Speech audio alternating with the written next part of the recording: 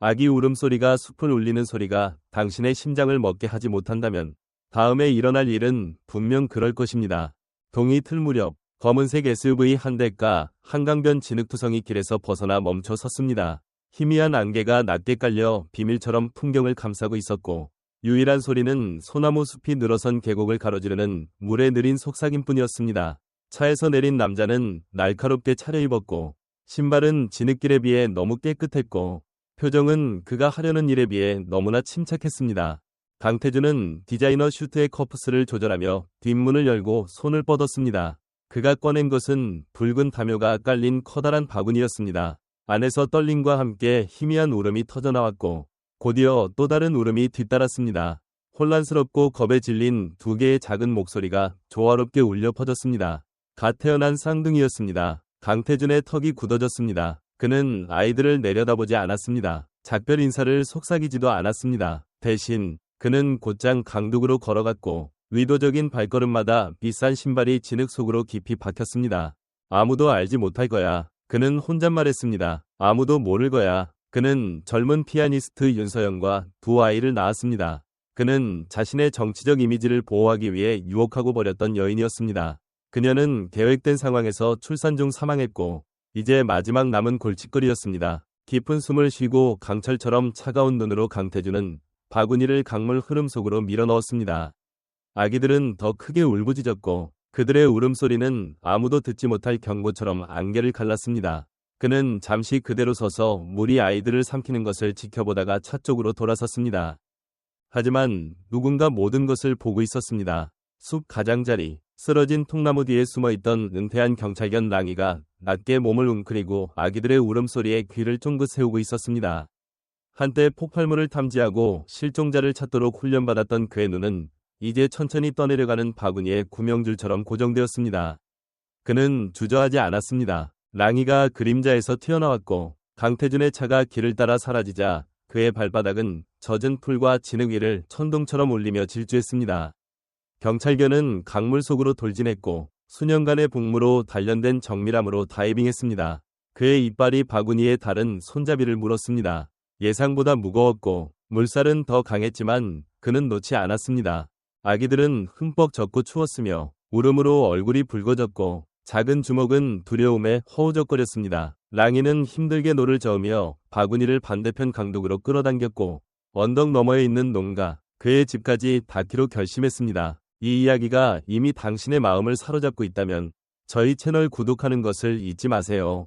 히어로즈 포 애니멀즈는 충성심, 용기, 그리고 예상치 못한 수호자의 힘에 대한 실제 이야기를 전해드립니다. 공유 한 번이 더 많은 사람들이 두 번째 기회를 믿게 돕습니다. 이제 이야기로 돌아가겠습니다. 그 농가는 박은서와 김준호 부부의 소유였습니다.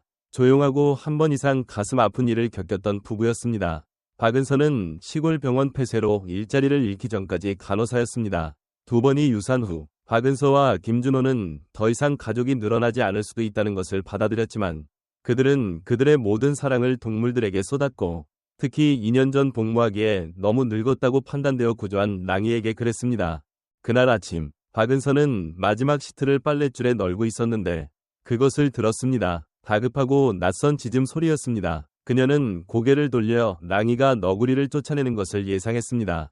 대신 그녀가 본 것은 그녀를 그 자리에 얼어붙게 만들었습니다. 랑이는 흠뻑 젖어 있었고 다리가 떨리고 있었으며 그의 턱은 붉은 천으로 덮인 바구니를 물고 있었습니다. 그가 다가오자 안에서 날카로운 울음소리가 들렸습니다. 김준호, 그녀가 소리쳤습니다. 김준호, 빨리 와. 그들은 함께 달려가 랑이를 맞았고 랑이가 바구니를 그들 발치에 조심스럽게 내려놓자 놀라움에 눈이 커졌습니다.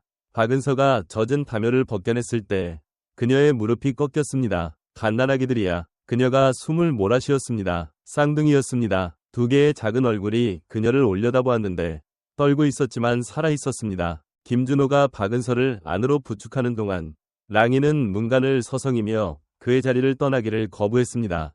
박은서는 본능적으로 움직였습니다. 그녀는 아기들을 닦아주고 몸을 따뜻하게 해주며 숨을 쉬는지 확인했습니다. 모든 역경에도 불구하고 그들은 안정적이었습니다. 하지만 그녀가 담요 하나를 풀자 무언가 바닥에 떨어졌습니다. 금빛 목걸이였습니다. 그 위에 새겨진 것은 그녀가 너무나 잘 아는 상징이었습니다.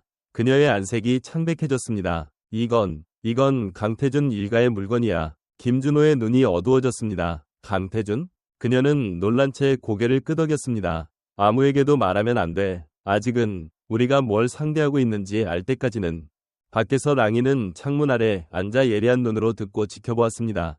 그리고 아기들이 마침내 잠이 들자 당분간은 안전해졌지만 박은서는 모든 것을 바꾸는 한 가지 진실을 깨달았습니다. 이 아이들은 버려졌지만 잊히지 않았다는 것이었습니다. 농가는 조용했고 잠자는 쌍둥이의 부드러운 숨소리와 아침 햇살이 벽을 데울 때 가끔 나무가 삐걱거리는 소리 외에는 아무 소리도 들리지 않았습니다. 박은서는 소파 옆에 앉아 신선한 수건으로 단단히 쌓인 아기들을 지켜보았습니다. 작은 가슴이 리듬에 맞춰 오르락내리락했습니다. 얼음물에 버려진 채 살아있다는 것은 불가능했어야 했지만 그들은 살아있었습니다. 김준호가 주방에서 나왔습니다. 두 잔의 머그컵을 들고 있었습니다. 따뜻한 우유야. 그가 말했습니다. 분유는 아니지만 뭐라도 돼. 그녀는 컵을 들었지만 거의 마시지 않았습니다. 랑이가 아이들을 데려온 이후로 그녀의 눈은 쌍둥이에게서 떨어지지 않았습니다.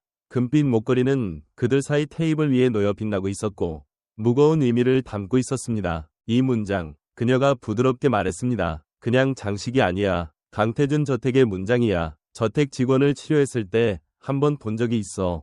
가문이 문장 일부야. 김준호가 몸을 앞으로 기울이며 손을 모았습니다. 그래서 강태준이 이 아이들과 관련 있어? 이 아이들이 그의 아이라고 생각해? 박은서는 천천히 고개를 끄덕였습니다. 그렇게 생각해. 그리고 그가 이 아이들을 없애고 싶어 했다고 생각해.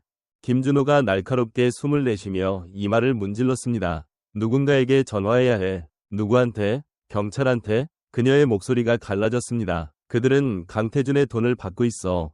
그들이 이 아기들을 보호해 줄 거라고 정말 생각해? 그는 힘이 있어. 김준호. 그가 이 아이들을 사라지게 만들고 싶었다면 이미 이야기를 써놓았을 거야. 우리는 존재를 알기로 되어 있지 않았어. 그는 그녀를 응시했습니다. 그럼 이제 어떻게 하지? 우리는 그들을 숨겨야 해. 그녀의 대답은 주저함이 없었습니다. 당분간은 그들을 보호해야 해. 랑이가 문 근처에서 몸을 움직이며 귀를 쫑긋거렸습니다. 그는 아이들을 데려온 이후로 긴장을 풀지 않았고 그의 본능은 완전 경계 태세였습니다. 박은서는 전에 이런 모습을 본 적이 있었습니다. 랑이가 처음 도시에서 왔을 때 배지 없이도 그 개는 일을 멈추지 않았습니다. 용품이 필요할 거야. 그녀가 말했습니다. 기저귀, 진짜 분유, 아기 옷, 시장 아주머니에게 전화할게. 그녀는 나에게 신세를 졌어. 김준호가 일어서서 창가로 걸어갔습니다. 밖의 들판은 아침 햇살에 황금빛으로 펼쳐져 있었고 평화로웠습니다. 하지만 그 평화는 이제 깨지기 쉬운 것처럼 느껴졌습니다. 그는 유리를 향한 채 말했습니다. 그들이 찾으러 오면 어떡하지? 이미 우리가 아이들을 데리고 있다는 걸 알면 어떡해? 그들은 나를 지나쳐야 할 거야. 그녀는 작은 쌍둥이의 머리를 쓰다듬으며 부드럽게 속삭였습니다. 그리고 랑이도. 그날 오후 늦게 김준호가 읍내로 차를 몰고 나가는 동안 박은서는 목걸이를 그녀의 바느질 방으로 가져가서 비틀어 열었습니다. 안에는 금색 경첩 뒤에 끼워진 사진이 있었습니다. 접혀있고 물에 젖어 있었지만 분명 윤서연이었습니다. 커다란 갈색 눈, 섬세한 손, 그리고 희망으로 가득 찬 것처럼 보이는 미소를 가진 여인이었습니다. 박은서는 오랫동안 그 사진을 응시했습니다. 그녀는 윤서연의 음악을 기억했습니다. 그 젊은 여인은 매주 일요일 커뮤니티 센터에서 피아노를 연주하곤 했는데 어느 날부터 나타나지 않았습니다. 사람들은 그녀가 도시로 이사 갔다고 말했습니다. 다른 사람들은 더 어두운 무언가를 속삭였습니다. 부드러운 울음소리가 그녀를 현실로 돌려놓았습니다. 쌍둥이 중 한 명이 뒤척이고 있었습니다. 작은 주먹이 오므려졌습니다. 박은서는 그를 조심스럽게 안아올렸습니다. 그는 이제 따뜻했고 피부는 더 이상 추위로 인해 푸르스름하지 않았습니다. 그는 마치 자기 자리인 것처럼 그녀의 팔에 안착했습니다. 곧이어 두 번째 쌍둥이가 뒤척였습니다. 그녀는 그도 안아올렸고 두 아이를 무릎에 균형 맞추어 앉혔습니다. 그들은 오른쪽 손목 안쪽에 작은 반달 모양의 점을 제외하고는 거의 똑같았습니다. 그녀는 그것을 응시하며 심장이 빠르게 뛰었습니다. 너희는 그냥 아기가 아니야. 그녀가 중얼거렸습니다. 너희는 증거야. 그날 밤 김준호는 해질녘 직전에 돌아왔고 팔에는 용품으로 가득했습니다. 박은서는 나무난로 근처에 부드러운 리넨과 베개로 잠자리를 마련해 두었습니다. 쌍둥이는 나란히 누워 있었고 아직 이름이 붙여지지 않았고 주인이 없는 상태였지만 사랑받지 않는 것은 아니었습니다. 이름을 붙여주고 싶지 않아 김준호가 잠든 아이들을 보며 말했습니다. 아직은 안전하다는 것을 알 때까지는 나는 붙여줄 거야. 박은서가 대답했습니다. 왜냐하면 모든 아기는 이름이 붙여질 자격이 있어.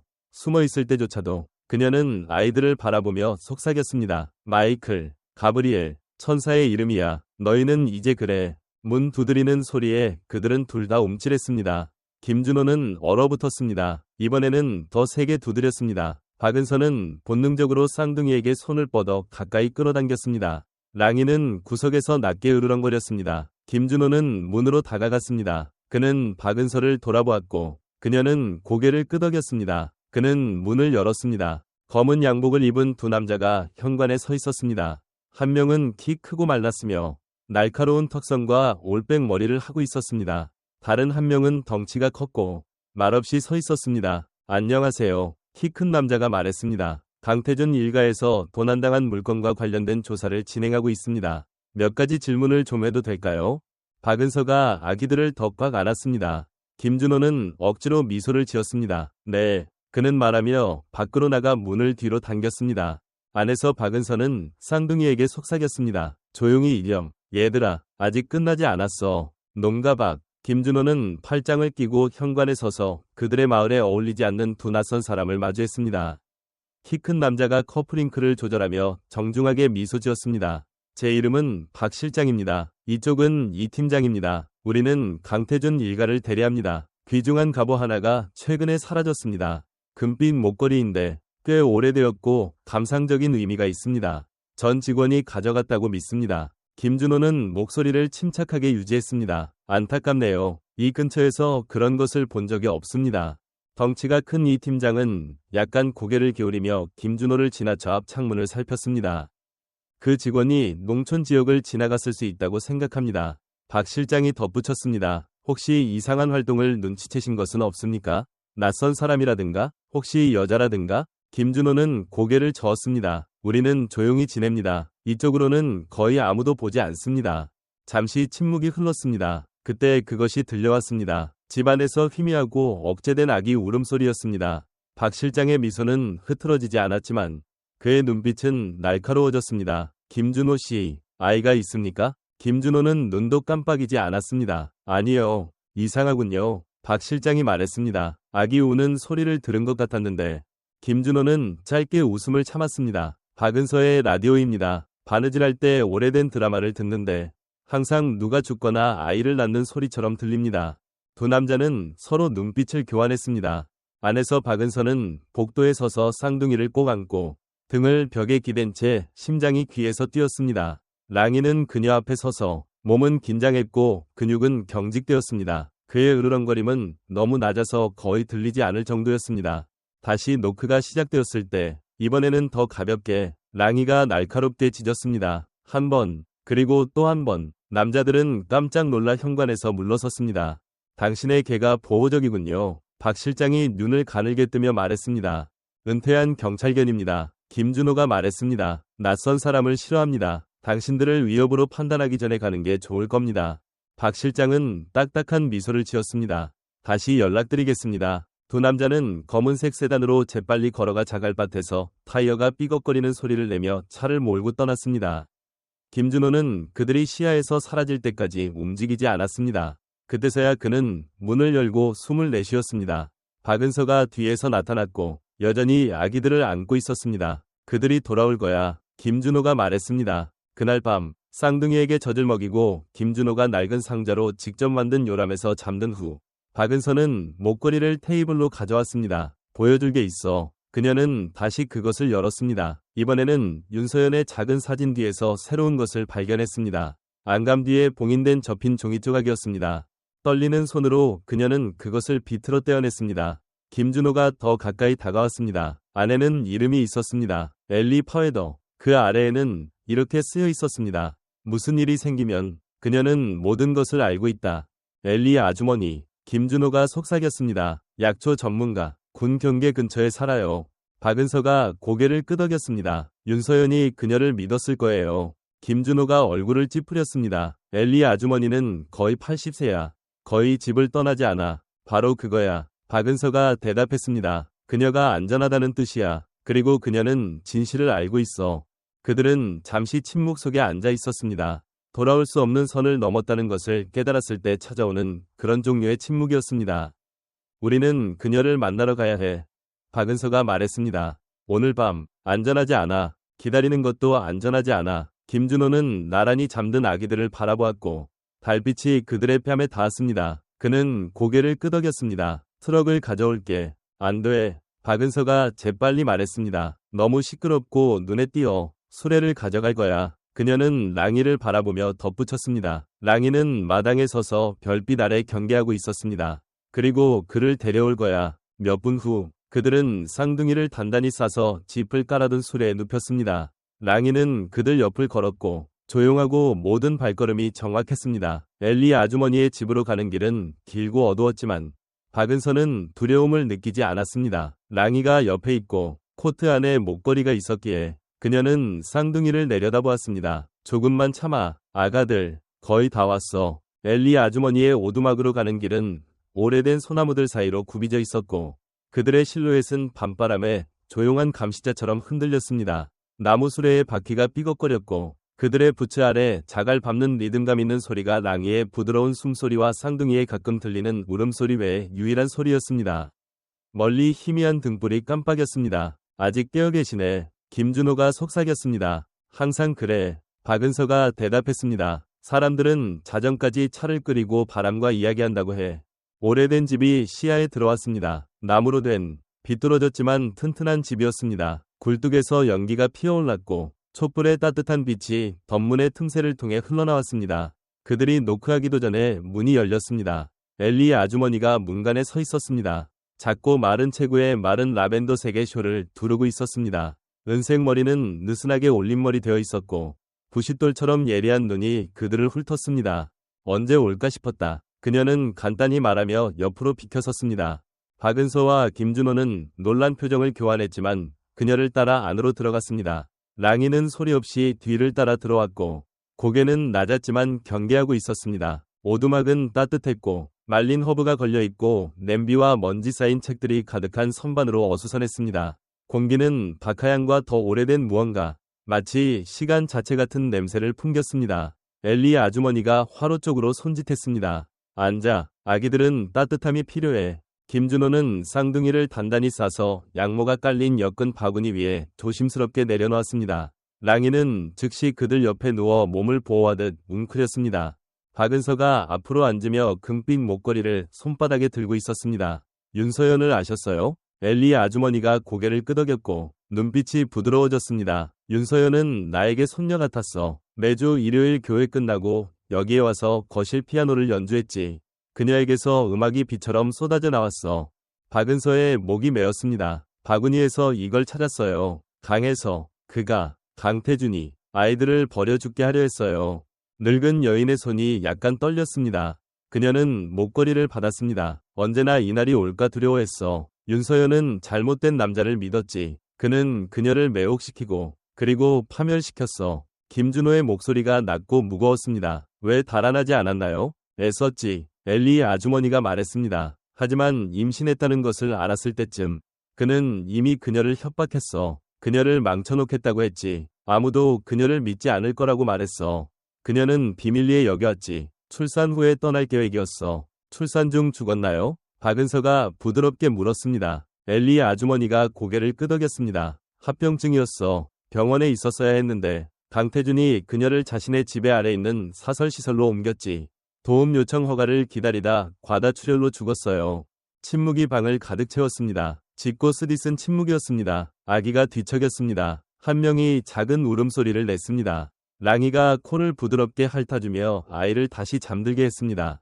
그들은 그의 아이들이야. 김준호가 말했습니다. 의심의 여지가 없어. 그리고 그들은 윤서연의 아이들이지. 엘리 아주머니가 덧붙였습니다. 그건 그들이 그의 돈의 상속인일 뿐 아니라 그의 가장 큰 죄의 상속인이라는 뜻이야. 박은서가 그녀를 바라보았습니다. 우리는 그의 돈을 원하지 않아요. 그들이 안전하기를 원해요. 엘리 아주머니가 미소를 지었지만 그 뒤에는 강철 같은 의지가 있었습니다. 잘 됐네. 왜냐하면 너희 용기의 모든 조각이 필요할 테니까.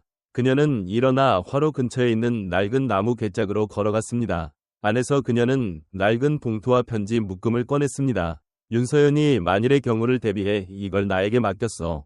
편지, 영수증, 그리고 진실. 김준호가 봉투를 받았습니다. 안에는 강태준의 필체로 쓰인 쪽지들이 있었습니다. 처음에는 애정 편지였지만 나중에는 차갑고 위협적인 요구였습니다. 윤서연이 죽기 불과 몇 주 전 날짜가 적힌 페이지를 펼칠 때 박은서의 손가락이 떨렸습니다.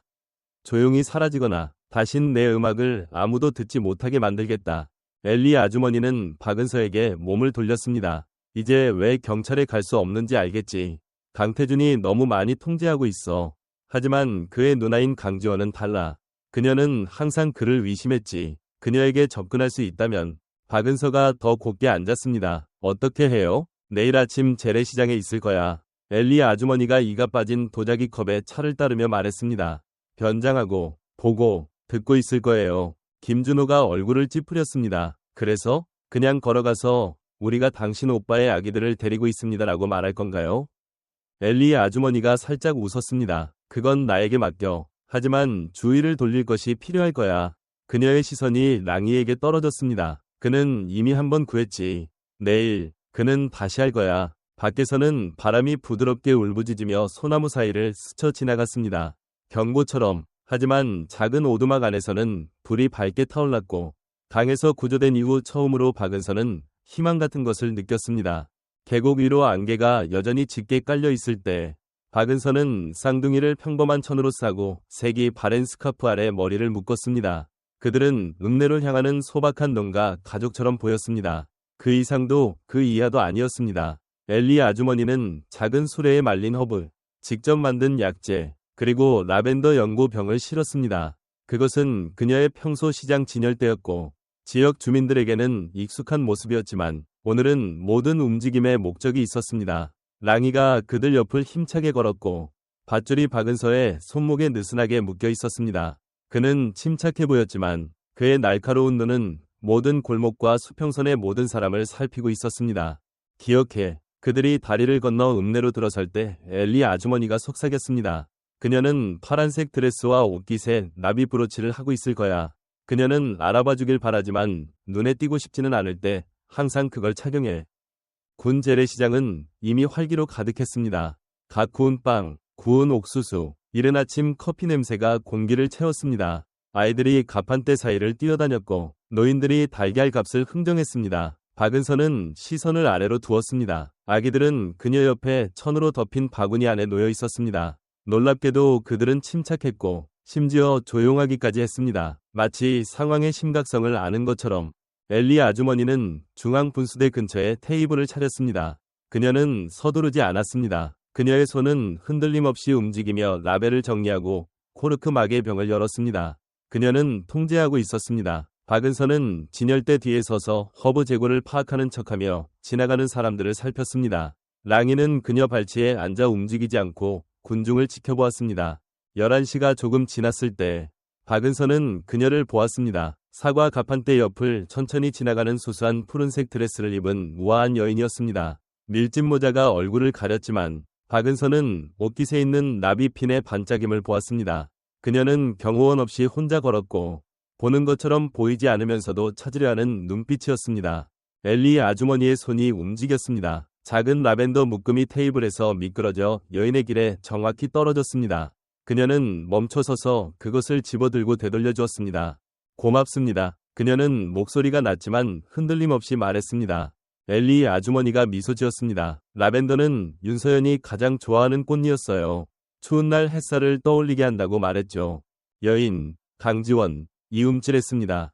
그녀의 눈빛이 엘리 아주머니와 마주쳤고 그 순간 그들 사이에 알아봄이 스쳐 지나갔습니다. 그녀를 아셨어요? 엘리 아주머니가 고개를 끄덕였습니다. 여기 뒤쪽이 더 조용해요. 차 한잔 하시죠? 그녀는 진열대 뒤 작은 벤치를 가리키며 제안했습니다.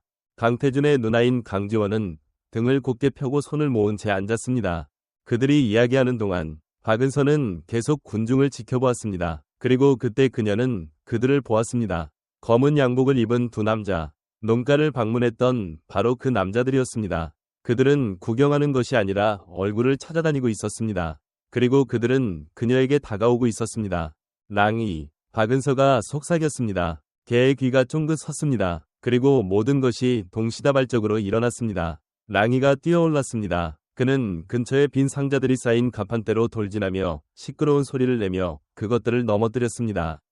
고객들이 비명을 질렀고 과일이 시장 광장으로 굴러갔고 판매자들이 소리쳤습니다. 남자들은 혼란에 휘청거리며 멈춰 섰습니다. 랑이는 가판대 사이를 헤치고 들어가 야생적으로 짖으며 군중 속으로 재빨리 들어갔습니다.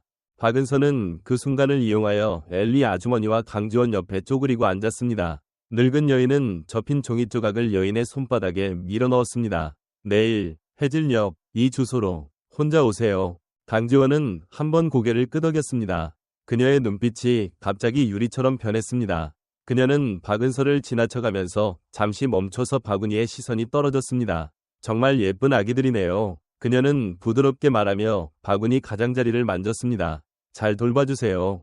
박은서는 말할 수 없었습니다. 그녀는 고개를 끄덕일 뿐이었습니다. 몇 분 후 랑이가 돌아왔습니다. 언제나처럼 침착하게 바구니로 곧장 걸어가 그 옆에 누웠습니다. 흐트러지고 빈손인 양복 입은 남자들은 단념하고 군중 속으로 사라졌습니다. 엘리 아주머니가 물건을 싸기 시작했습니다. 그녀는 조용히 말했습니다. 파트 1은 끝났어. 박은서는 혼란 속에서도 잠들어 있는 마이클과 가브리엘을 내려다보았습니다. 그리고 파트 2는요? 그녀가 물었습니다. 엘리 아주머니는 언덕 위로 모이는 구름을 보았습니다. 그건 내일 올 거야. 그녀가 말했습니다. 그리고 그것은 폭풍이 될 거야. 하늘은 오후 늦게 어두워졌습니다. 구름은 멍든 것처럼 산 위로 쌓였고 바람은 박은서의 피부를 따끔거리게 하는 날카로움을 가지고 나무 사이를 맴돌았습니다. 무언가 큰 것이 오고 있었습니다. 엘리 아주머니의 오두막 안에서는 불이 피워졌고 촛불이 모든 구석에서 빛났으며 쌍둥이는 양모와 부드러운 담요가 깔린 손으로 짠 바구니에 놓여 있었습니다. 박은서는 가브리엘을 안고 방을 서성였고 김준호는 창문 잠금 장치를 다시 확인했습니다. 그녀는 올 거야. 엘리 아주머니가 흔들의자에 앉아 갑자기 차가워진 공기 속에서 김이 나는 차를 마시며 말했습니다. 강지원은 강태준의 누나가 아니라 어머니의 딸이야. 우리만이 답해줄 수 있는 질문이 있어. 랑이는 뒷문 근처에 누워 경계하고 있었고 바람이 덧문을 긁을 때마다 그의 귀는 쫑긋 섰습니다. 정확히 7시 헤드라이트가 공터 넘어 나무들을 가르며 들어왔습니다. 박은서는 숨을 멈췄습니다. 엘리 아주머니는 항상처럼 침착하게 일어섰습니다. 그녀를 들여보내. 강지원은 차에서 내려 폭풍 속으로 발을 내디뎠습니다. 그녀는 어두운 코트와 넓은 책 모자를 쓰고 있었습니다. 손에는 리본으로 봉해진 가죽 서류철을 들고 있었습니다. 그녀의 눈은 그늘져 있었지만 강하고 단호한 자세는 그들이 알아야 할 모든 것을 말해주었습니다. 당신 말이 틀리지 않았어요. 그녀는 집에 들어서면서 간단히 말했습니다. 윤서연의 위료 기록을 봤어요. 오빠가 분만 전에 그녀를 시립병원에서 옮겼어요. 2명의 직원을 매수해서 격리시켰어요. 박은서가 침을 삼켰습니다. 죽을 필요는 없었어요. 네, 없었죠. 김준호가 문을 닫으려 움직였는데 바로 그때 랑이가 날카로운 으르렁거림을 내뱉었습니다. 잠시 후 나무들 사이로 또 다른 헤드라이트가 나타났고 곧 세 번째 헤드라이트가 보였습니다. 강지원이 얼어붙었습니다. 그가 날 따라왔어요. 김준호가 문에 빗장을 걸었습니다. 그가 어떻게 알았을까? 제 전화를 도청한 것 같아요. 그녀는 죄책감에 떨며 말했습니다. 시장에서부터 저를 추적했을 거예요. 엘리 아주머니는 주저하지 않았습니다. 아기들을 데리고 지하실로 가. 그녀는 방을 가로질러 양탄자를 들어올리고 나이에 비해 놀라운 힘으로 숨겨진 함정문을 비틀어 열었습니다. 박은서가 쌍둥이를 안아 올렸습니다. 김준호는 손전등을 들었습니다. 랑이는 주저없이 그들을 따라 내려갔습니다. 위에서 엘리 아주머니는 허리를 곧게 폈습니다. 노크가 왔을 때 그것은 예의 바르지 않았습니다. 강태준의 목소리가 부드럽고 독이 있었습니다. 엘리, 안에 있는 거 알아. 대답 없이는 안 나갈 거야. 엘리 아주머니는 스스로 문을 열었습니다. 그는 비에 흠뻑 젖은 채 서 있었고 값비싼 코트는 반짝였으며 분노로 턱이 굳어 있었습니다. 그의 뒤에는 2명의 남자가 조각상처럼 서 있었습니다. 정말 뜻밖이군요. 엘리가 건조하게 말했습니다. 어머니 장례식 이후로는 처음 뵙네요. 양심을 세탁하느라 너무 바쁠 줄 알았어요. 강태준이 그녀를 밀치고 오두막 안으로 들어와 상어처럼 정확하게 방을 살폈습니다. 어디 있지? 누구? 엘리가 달콤하게 미소 지으며 물었습니다. 이 집에 있는 아기들은 내 이야기 속에 있는 아기들 뿐이에요. 장난치지 마. 그가 쏘아붙였습니다. 내 아이들을 원해. 강에 던져버렸잖아. 엘리가 말했습니다. 놓아준 순간 어떤 권리도 잃은 거야. 강태준의 턱이 실룩거렸습니다. 협조하지 않으면 이 집을 수색할 거야. 필요하다면 찢어밟힐 수도 있어. 엘리의 아주머니는 움직이지 않았습니다. 영장 필요해. 그리고 내 남자들이 인내심이 있길 발아야 할 거야. 내 차는 천천히 우러나니까. 지하실에서 박은서는 촛불 아래서 쌍둥이를 흔들어 재웠습니다. 가브리엘이 울음소리를 냈지만 마이클은 침착했습니다. 랑이는 함정문 위에 몸을 웅크리고 있었고 그의 몸은 조용한 벽이 되었습니다. 김준호가 박은서의 어깨를 잡았습니다. 그녀가 얼마나 시간을 끌 수 있을까? 버틸 거야. 박은서가 속삭였습니다. 항상 그랬듯. 위층에서 강태준이 엘리 아주머니에게 더 가까이 다가갔습니다. 그들을 찾을 거야. 아니, 그녀가 부드럽게 말했습니다. 못 찾을 거야. 갑자기 밖에서 타이어 끽 소리가 나더니 그들은 둘 다 멈칫했습니다. 그리고 사이렌 소리가 들렸습니다. 빨간색과 파란색 불빛이 벽을 비췄습니다. 목소리들이 소리쳤습니다. 엘리 아주머니는 눈 하나 깜빡하지 않았습니다. 제가 김 반장님께 차, 그리고 녹음 파일을 좀 보냈다고 제가 말했던가요? 현관문이 부서지듯 열렸습니다. 김 반장과 두 명의 부관이 들이닥쳤습니다. 강태준 씨, 김 반장이 단호하게 말했습니다. 아동학대, 공모, 사법방해 혐의로 조사를 받고 있습니다. 손을 등 뒤로 하세요. 강태준의 얼굴이 일그러졌습니다. 증거가 없어. 엘리 아주머니는 침착하게 구석에 있는 피아노로 걸어갔습니다. 건반 및 숨겨진 버튼을 눌렀습니다. 윤서연의 목소리가 방을 가득 채웠습니다. 제발, 그들의 아이들, 이러지 마세요. 강태준은 창백해졌습니다. 지하실에서 박은서는 소리가 아래로 들려왔을 때 위를 올려다보았습니다. 그리고 수호자, 전사, 친구인 랑이가 낳고 마지막 으르렁거림을 내뱉었습니다. 아침 햇살이 엘리 아주머니의 오두막을 둘러싼 들판에 쏟아졌습니다. 폭풍 후 황금빛 고요였고 조용하고 부드러웠으며 시작으로 가득 차 있었습니다. 강태준은 자정 직전에 체포되었습니다. 김 반장의 팀은 모든 녹음 파일, 윤서연의 편지, 그리고 마침내 나서준 여러 명의 이전 직원들의 증언을 확보했습니다. 진실은 더 이상 묻힐 수 없었습니다. 오두막 안에서는 박은서가 화로 근처에 앉아 가브리엘을 무릎에 안고 있었고 마이클은 김준호의 가슴에 기대 잠들어 있었습니다. 방 건너편에서 강지원이 얇고 봉인된 봉투를 들고 있었습니다. 윤서연이 엘리 아주머니에게 맡기고 갔던 것이었습니다. 나의 아들들에게. 편지는 시작되었습니다. 언젠가 너희가 이해할 만큼 강해졌을 때 이 진실을 알도록 너희는 결코 원치 않는 존재가 아니었단다. 너희는 나의 음악이었고 나의 빛이었으며 내가 모든 것을 걸었던 이유였어. 강지원은 눈물을 닦고 박은서에게 편지를 건넸습니다. 당신이 가지고 있어야 해요. 그녀가 속삭였습니다. 아이들을 본 그 순간부터 당신이 어머니였어요. 김 반장이 조용히 노크하고 들어왔습니다. 우비 아래 배지가 빛났지만 그녀의 얼굴은 부드러워져 있었습니다. 공식적으로 결정되었습니다. 그녀가 말했습니다. 법원에서 강지원 씨에게 완전한 양육권을 부여했습니다. 박은서 씨와 김준호 씨를 법적 공동 후견인으로 아무도 그들을 당신에게서 데려갈 수 없습니다. 절대로. 박은서는 눈물 사이로 미소 지었습니다. 김준호는 눈을 감고 마침내 숨을 쉬었습니다. 창문 근처에 웅크리고 있던 랑이는 꼬리를 부드럽게 툭 쳤습니다. 그는 밤새도록 잠을 자지 않았지만 이제 쉬고 있었습니다. 그 주 후 그들은 윤서연이 비밀리에 구입했던 집인 장미저택으로 돌아왔습니다. 한때 잊혔던 저택은 야생 장미와 바람 부는 언덕으로 둘러싸여 있었지만 이제 생명으로 가득 찼습니다. 보육실은 청소되고 페인트 칠되었고 음악 악보가 벽을 따라 춤을 추었으며 새롭게 닦은 창문으로 햇살이 쏟아져 들어왔습니다. 거실에는 그랜드 피아노가 놓여 있었고 윤서연의 오래된 스카프가 걸려 있었습니다. 봉헌식 날 친구와 이웃들이 앞마당에 모였습니다. 강지원은 출입문 위에 황동 명판을 공개했습니다. 윤서연 어머니, 음악 그리고 두 번째 기회를 위한 집. 현악 사중주단이 윤서연의 마지막 작곡 중 하나를 연주했고 김준호가 쌍둥이를 햇살 속으로 안고 들어왔습니다. 가브리엘은 작은 손을 흔들어 군중에게 인사했습니다. 마이클은 나비를 보고 까르륵 웃었습니다. 그때 놀라운 일이 일어났습니다. 박은서는 왜인지 알 수 없었지만 피아노 앞에 앉았습니다. 그녀는 그냥 이끌렸습니다. 손가락이 건반을 스치자 마치 기다리고 있었던 것처럼 반응했습니다. 쌍둥이가 돌아보며 지켜보았습니다. 그리고 피아노가 연주되기 시작했습니다. 박은서의 손으로만 된 것이 아니었습니다.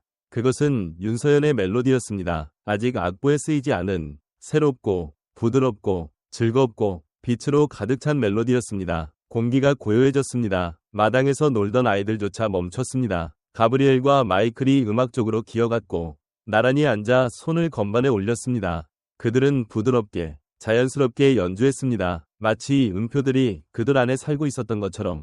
강지원이 손으로 입을 가렸습니다. 엘리 아주머니가 장미 덤불 근처 의자에서 미소 지었습니다. 그녀는 아직 여기 있어. 그녀가 속삭였습니다. 모든 건반 안에, 아이들 뺨에 닿는 바람의 숨결 안에. 랑이가 일어서서 천천히 피아노 의자로 걸어갔습니다. 그는 소년들 옆에 앉았고 회색빛 주둥이가 그들의 다리에 부드럽게 기대었습니다. 군중은 침묵했습니다. 어떤 이들은 울었고 어떤 이들은 그냥 미소 지었습니다. 모두 이해를 넘어서는 무언가를 목격하고 있다는 것을 알았습니다. 그날 밤 모두 떠난 후 박은서는 가브리엘을 안고 현관에 서 있었습니다. 김준호는 안에서 마이크를 흔들어 재웠습니다. 그녀는 별들을 바라보았습니다. 당신이 그들을 보길 바라요. 그녀가 속삭였습니다. 안전해요. 사랑받고 있어요. 그녀 뒤에서 바람이 나무 사이로 불어왔습니다. 부드럽고 선율적으로 노래처럼. 랑이가 현관으로 나와 그녀 옆에 앉았습니다. 그녀는 그의 머리에 손을 올렸습니다. 착한 아이. 그는 그녀에게 몸을 기댔습니다. 안에서 피아노가 마지막 몇 음을 연주했습니다. 밖에서는 장미가 달빛 아래 부드럽고 하얗게 피어 있었습니다. 그리고 어딘가 기억과 선율 사이의 공간에서 윤서연은 미소 지었습니다.